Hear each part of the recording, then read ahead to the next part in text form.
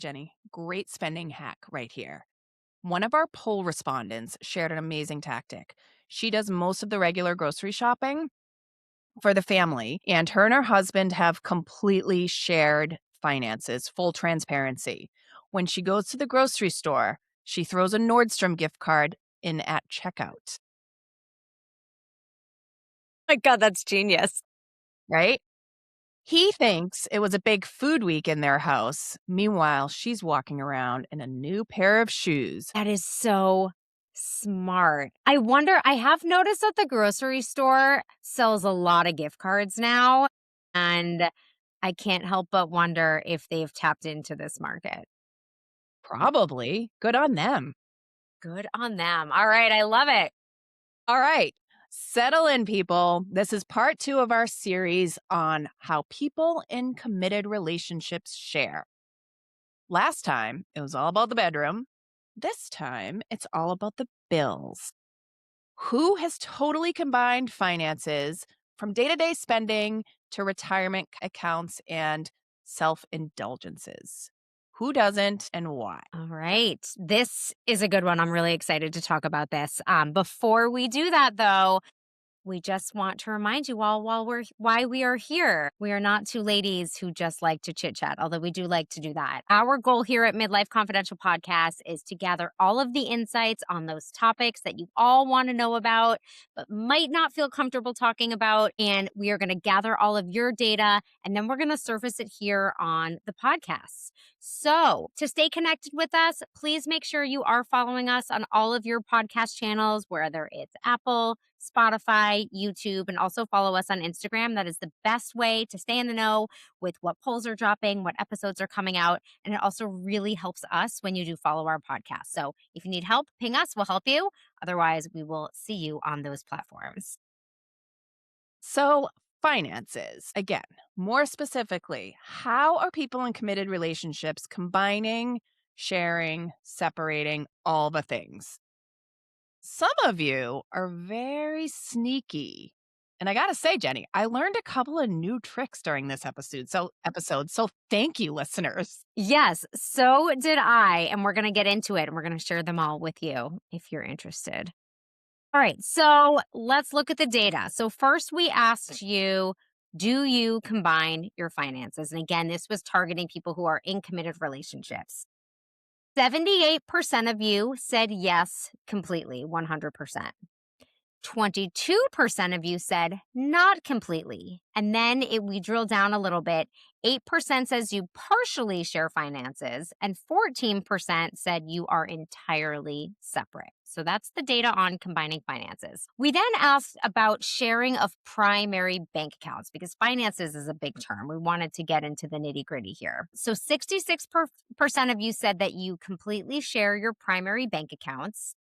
20% of you said that you share an account and you have a personal account, so both sharing and your own little side account. And then 14% of you said you are mostly or completely separate. I wouldn't say I was necessarily surprised by these numbers, but what I loved were all of the comments and some of the reasons behind these decisions. So we asked you why not, what's driving your decisions around this? And I would say the themes in the comments were mostly around ownership and communication. So the first was really related to bill handling. So many of you noted that you either are the ones or you're not the ones that are managing your household finances. And so in some cases you just don't have access to what the other person is spending or vice versa. So, your partner simply doesn't know what you're buying. Number 2 is financial engineering. I thought this was interesting. For those who do hide spending, there were lots of methods, as Julie, you alluded to at the beginning of this episode, ranging from using cash back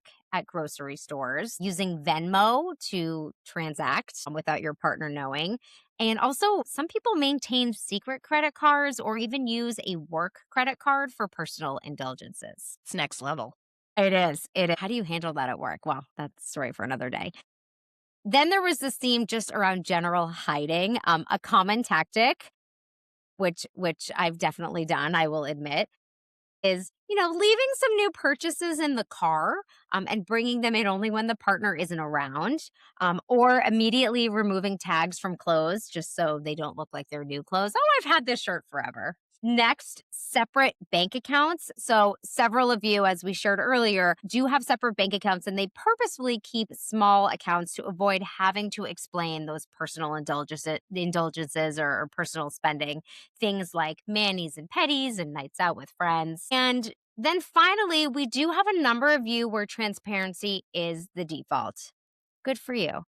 A significant number of our poll respondents reported that they never hide their spending, but often it's because either it's too much effort or because their finances are so integrated, it's impossible to actually hide anything. Can't tell you how many times my husband has gone outside and been like, I'm just going to take your car. It's parked at the end. And like in my mind, I'm like, shit, those bags in the truck. And like, hold on. Let me just clean it out for you. And so like, he'll be like, consumer Julie is at it again. Gosh. Or what about like, you order a couple things from Amazon and they all arrive on the same day and you like run outside and grab those packages and bring them in. Not necessarily hiding the purchases, just hiding the abundance of boxes that have come with your name on them. Yeah. It can be gross. But I think it's, what does it say about us that sometimes we're hiding or like sneaking just to do it? Like I don't I like to avoid the conversation or the comment. Like there's not going to be a situation where he's mad that I bought something. Maybe it's our own deep rooted, like I know that I probably don't need these shoes. I probably don't, and I really don't wanna look too hard at that, so it's just easier if it's not a conversation piece. I completely agree. I think this is my biggest struggle with it. So, yeah, it's not so much about the hiding it from our partner. That is certainly an element to it. But yeah, it's like we're kind of hiding it from ourselves. Like, I don't want to have the discussion or the conversation about it because then it's saying a little bit more about my own consumerism and my own potentially, maybe that was a waste of money. Yeah, It's really yeah. complicated. Back to your comments around, navigating, hiding and transparency and whatnot. I think if you're if you're managing a budget, right, and you spend within a specific budget, it or don't, it matters. So I think if you're cohabitating in your 20s, right? If you go from cohabitating in your 20s to having kids, saving together for retirement goals, paying, combined family bills, the stakes get a lot higher because you're working towards a shared goal. So deviating from that or, overspending impacts everyone in that scenario. So I think that is a distinction to be made. Yeah, that's a great point. And I think that's a real difference, being now in our midlife, a real transition from when we were younger and maybe not in committed relationships, at least financially. It takes some time to kind of get into that groove and also to figure out like what are our shared future financial goals. Once again, like we say in every episode, it depends and it's complicated. Yeah. Yeah. Let's get into the research a little bit. This you kind of touched on it, Jenny, this rise of the hybrid model. There's some US census data from 2025 which shows that fully combining finances is no longer the default. Only about 38 to 40% of modern married couples now combine their finances. There has been this trend, I think it's about a 53% increase in couples using this yours, mine, and ours hybrid system since the late 90s. And one of the primary causes researchers have noted is that people are just marrying later. So they're entering relationships with established salaries, debt, and spending habits, and they aren't eager to surrender to that sort of joint only mindset, which I get.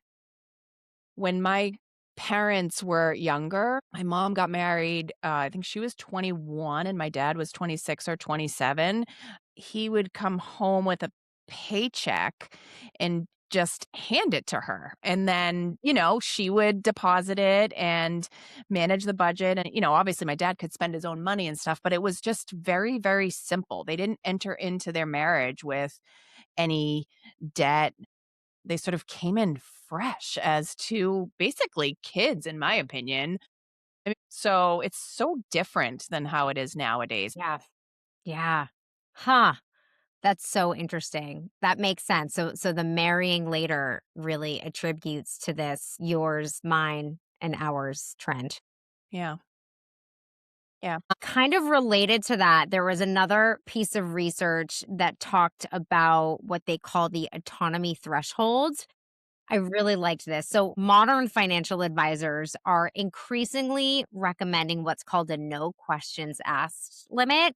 And so, what that means is that you and your partner determine a threshold. So, like any purchase under X amount of dollars that requires zero conversation. And the logic here is that this removes the whole like feeling the need to defend my purchase, which came up a lot in the comments, by basically codifying autonomy like into your relationship rules. So, pick a number, and that's kind of the number that works for your budget, that works for your future goals. And there's a little bit of autonomy and a little bit of freedom within that number. So I really liked that, especially for people who have fully combined finances. I like that too. Sometimes we have to remind ourselves, like, we all work very hard. And I think that we deserve to treat ourselves once in a while. Agree. I do think though this idea of treating yourself is so subjective. I think about ways that I treat myself that feel really valid versus the way that my husband might treat himself. Like what we feel is worth spending money on sometimes outside of things that we need for our family. I'm talking about like I guess we can call them like personal indulgences Hmm. are very different. And so I like the idea of this number to really objectify like let's say the number is $50. Like anything under $50 is fine. That way like how he spends his $50 is up to him and how I spend my 50 is up to me because he's going to buy things that I think are a huge waste of money and vice versa. And for me the big challenge it's less about the money and it's more about feeling like I need to justify or get permission to do something that I want to do that's benefiting myself. Yeah. Yeah. I think that makes a ton of sense. Though I would challenge you, Jenny. What if once a week he took $49 and went to a casino? Fine. I mean, I could come up with some other ones. so honestly, I mean, okay, as long as it's like not, doing harm to our if he's going to a casino and he literally only has $49 and he's not, putting the That's mortgage on our actually house, that's sad. fine. So, but if that is fun for him, I am sure if I spent $49, I'm trying to think like, getting a mani pedi, he'd probably be like, that's so dumb. But like, Mhm. I don't Mhm. want to have to justify that. So I don't Yeah. know. Sure. Yeah. I mean, go to the strip club. I mean, that's a whole nother thing. But like, go do Yeah. the thing that makes you happy. And if Yeah. it's within our limit, like, who am I to say? Yeah. I like that. I like that. But for big purchases, I those weren't a discussion. Anything like, God, like a car, a home renovation, a vacation, and they don't even have to be that big. In our situation, I'm usually the champion of doing the thing, and my husband is the smart one that's like, "Well, let's dissect this a million different ways. Let's do a lot of analysis." So, I have a great tactic, which is I will say to him, "Hey babe, can we talk about something?" And he automatically gets nervous because he thinks I'm mad. And so his armor is up a little bit, and then I'll be like, "The universe is speaking to me." And he's like, "Huh?" I really think we need to do or buy X, Y, and Z.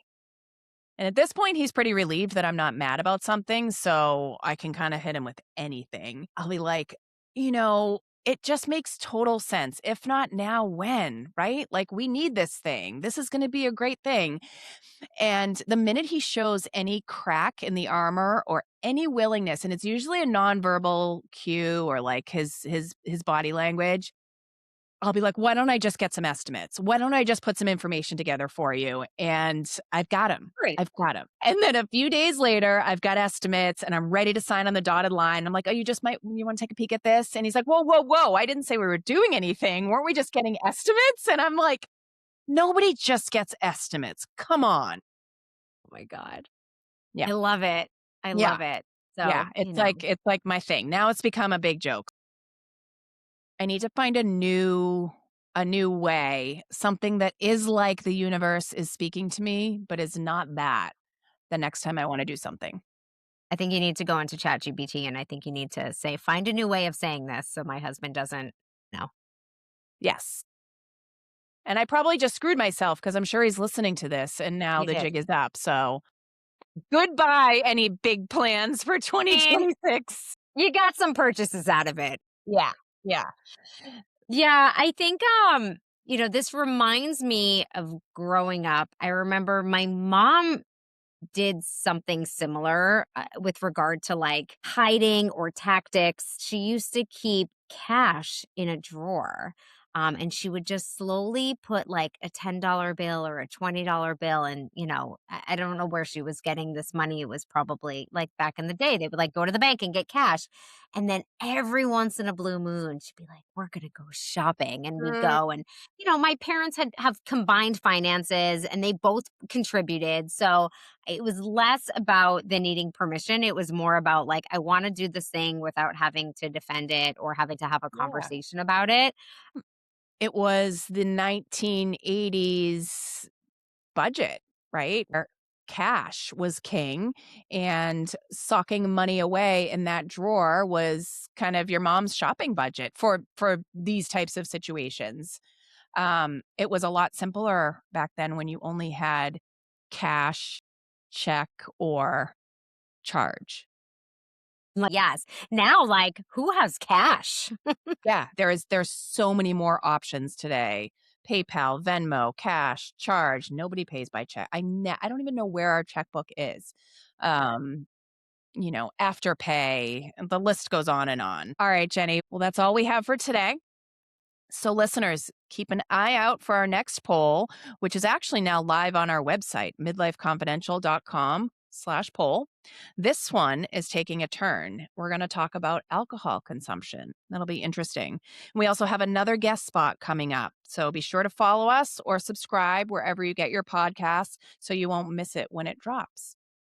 You can also find the Midlife Confidential podcast on Instagram and Facebook, where we sometimes post funny outtakes and things like our midlife moments. So you do not want to miss those. And until then, keep your secret safe unless you're telling us.